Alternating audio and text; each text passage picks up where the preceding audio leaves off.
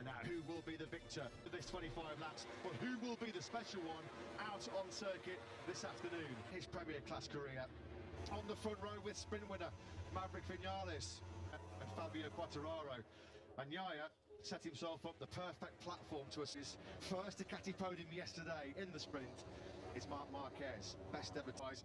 Not a mistake he's like to make again, Lewis. Arriving very slowly to his grid slot this time. Home, great to have your company once again here as we are set to go racing in MotoGP. And we are racing in MotoGP here in Portugal. And there Bastianini does make a strong Vinales, pushed back to fourth. Yeah, Márquez also making progress. He was side by side with Acosta into... It's actually Vinales who's holding on to that third place there.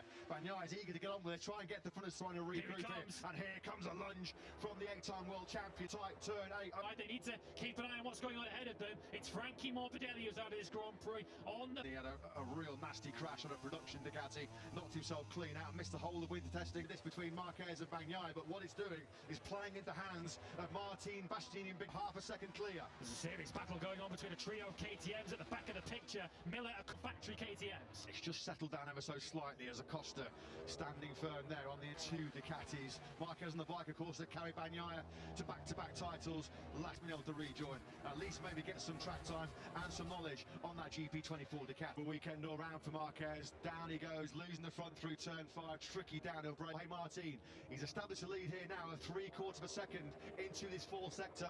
Through turn 14, as if Pedro Acosta was pretty keen to make his way through with the leading KTM in this. Bastianini head of it. Here comes Acosta with about it. That was really close into turn 3. Didn't work out, did it? And now look, he's clambering all over the rear tire. What? Trying to find a way back through here on Binder. Yeah, a bit of a lesson learned there for Pedro Acosta's no good, just sending it up the inside by 1. So Binder now up into 7th place ahead of Acosta. Márquez looks like he's getting his claws into. Morbidelli and Alex Márquez both have remounted their crashed Ducatis, but they're obviously now at the back of the field, so to speak. He's behind his Reps Honda teammate Luke Marini at the moment.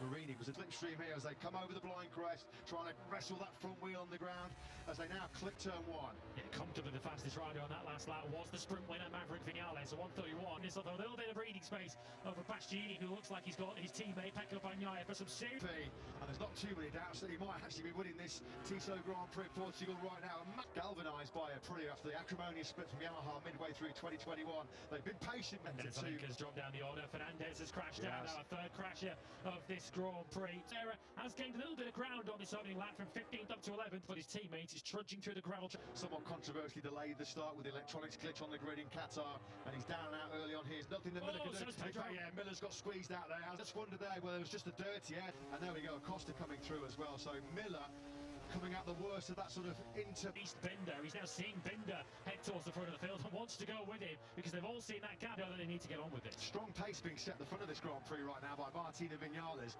because still slower, not by much, but still slower significantly than the two riders who are directly ahead of him. Costa looks really aggressive and keen, doesn't he? Behind Brad Binder. I don't think Binder thought he'd be facing Nicker in the first half of the race. Just took too much out of his tyres earlier on. Is he taking a little bit more of a course? Some slipstream here. He's trying to find a way through. Binder's just that little bit sharp. He's now the fastest rider in this race. A 1:38.978 from Bagnaia. It's all more away from Bastianini. Just cannot close him in.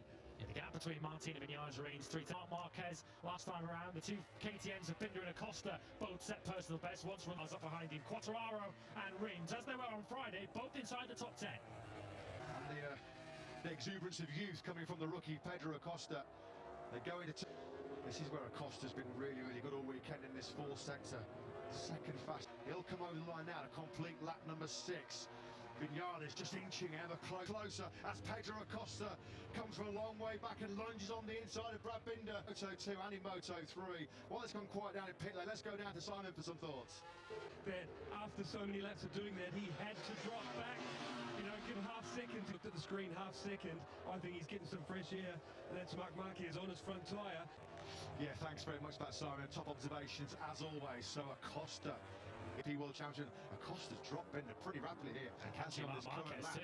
I mean, Binder to get himself in the position, because this is very much a repeat scenario, Lewis, of Cato just and zooms past Marc Márquez for the second Grand Prix in a row. The rookie passed the weeks ago, but he was the youngest rider in Grand Prix history, in Premier Class history, to set the fastest lap. Look at Stefan Piera there, the boss, the owner, the CEO of the Piera Mobility. Brilliant this by Acosta. Let's hope it does. does last a little bit longer than in Qatar. Simon, back to you. Worry is front tyre, like David Tadozzi said on the start line. The MP race on Sunday night in Qatar was Márquez. He's now picked off the 8-time champion once he gets over 0.2 of a second. He's now in the 38.9 again, Pedro Acosta. You have to see Bagnaia versus Acosta. What did we tell you in Qatar? Believe he's got until the sanction ring, hasn't he, to become the youngest ever Premier Class race winner, taking the record. Yeah, the gap to Bastianini ahead is 1.1 seconds, and then you'll see, number 4, it's about 16 and a half laps for Acosta to get that RC16 to the finish line. Pedro Acosta does not care remotely about reputations. It doesn't matter whether you're an 8-time kid. Well, he knew in Qatar he was going to have his tyres fall off a cliff, but he knew also very, very soon that would move on. Look at the speed he carries to the final corner. MotoGP too far ahead for him to attack down the hill into the first corner. Márquez there, just keeping a nice... He's thinking, do you know what? I don't care if you're the rookie. I'm going to lunge in behind you and follow you to the front. Looks like the experience of Márquez is coming to fore here, isn't it? Just sitting off Bagnaia for 5 in battle. That at the moment he's around 2.2 seconds away from it. Yeah, right on board with the world champion, who himself is less than 2 seconds. Costa, who's very aggressive on the brakes, isn't he, here into turn 13. Short like a rash down to turn 1. Boy, Martin has led the MotoGP World Championship twice, and it lasted for all the lead for 3 weeks. And that will be a nice spinning when it's head into our little spring breeze. Vinales' best of this Grand Prix so far, and that's keeping the intense pressure now up through turn 4. This is not...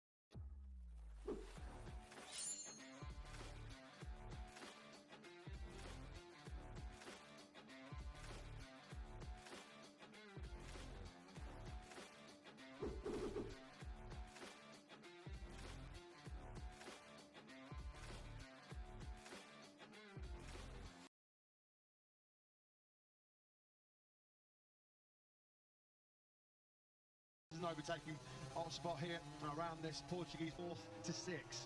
Bagnaia, Acosta and Márquez. Acosta sideways again, and it's 11 world championships between them either side of him. Pedro Acosta's got 2 himself, so he's not had the pace of the leading 3. A 1:39.3 for him last time around. He was at least 2/10. Lead back up to over 0.4 of a second. It was on the 2/10 at the start of this lap. It's in this 4th sector though, where the high-speed corners. This is where Maverick Vinales will feel that front end is just planted. It's rock solid. He's on the inside of the double MotoGP world champion. Crikey, how has he stayed? Reputations that he's up against. Márquez and Bagnaia are watching Pedro Acosta through it. Side of the double MotoGP world champion, Pecco Bagnaia.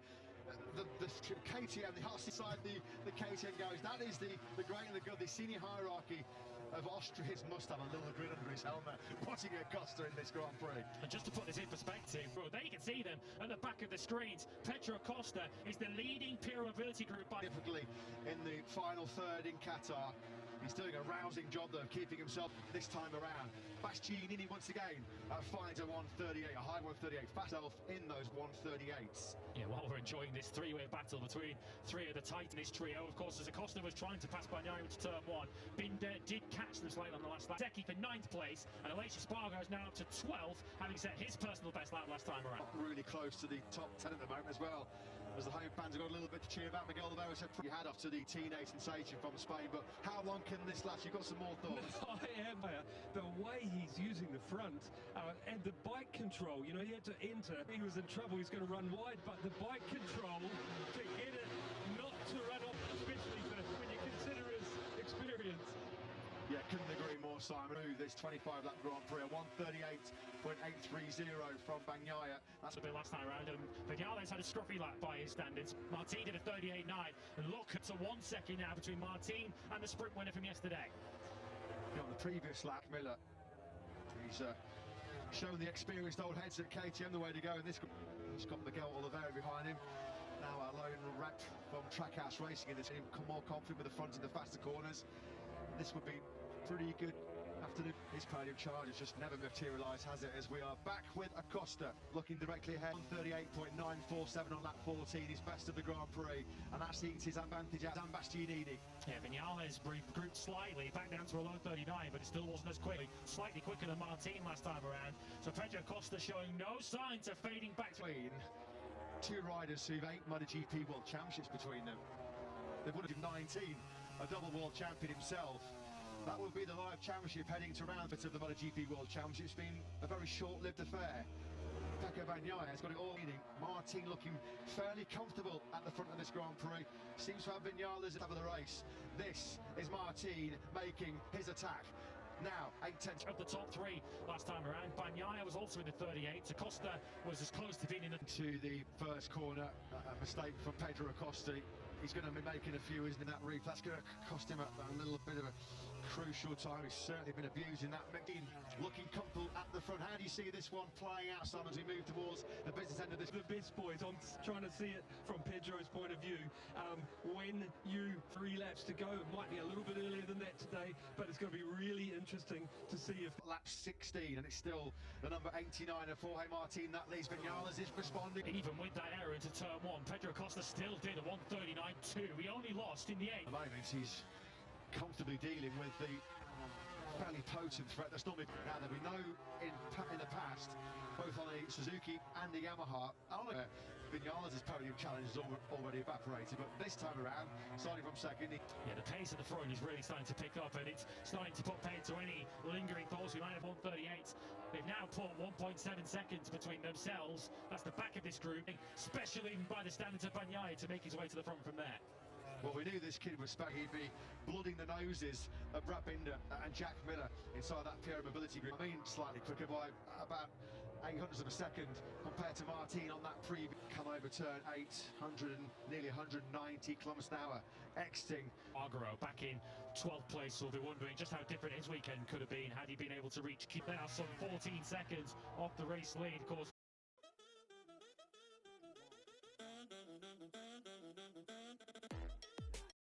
watching his teammate up in second place, both of the first 2 Grand Prix, feeling that he had way much more potential, but he's ultimately been able to achieve at the checkered. A shout out to Juan Mir on the Repsol. He just set his best lap of the race, a 1:39 point. Márquez calling it a day after what's been a very frustrating weekend for the young Márquez. Had one attempt to get through on Bagnaia. He knows he's going to have to be pretty much alongside him by the time he gets to the... Well, have learned his lesson from that first failed attempt. Well, he's already claiming some big scalps in this Portuguese got.